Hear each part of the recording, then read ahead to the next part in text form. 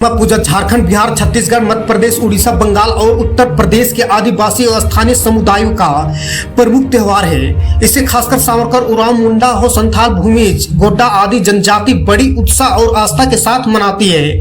यह पर्व मुख्यतः प्रकृति और पेड़ों की पूजा से जुड़ा है। खासकर कर्मा वृक्ष, कदम वृक्ष या कर्मा वृक्ष की पूजा होती है। माना जाता है कि यह वृक्ष सौभाग्य, शक्ति, प्रेम और उर्वरता का प्रतीक है। फसल और सुख समृद्धि के लिए यह पूजा खरीफ फसल, धान, मक्का आदि अच्छी होने की कामना और आने वाले साल सुख समृद्धि की अच्छी उपज के लिए की जाती है। कुछ जगहों पर इसे भाई बहन के प्यार और सुरक्षा की प्रतीक भी माना जाता है। बहनों अपने भाइयों की लंबी उम्र और खुशहाली की दुआ करती है। सामूहिक एकता, यह त्योहार गाँव के लोग मिलकर मनाते हैं, जिसमें सामूहिक नृत्य, गान, ढोल, मांदर की थाप और लोक गीत होते हैं। इससे आपसी भाईचारे और एकता का मजबूती होती है।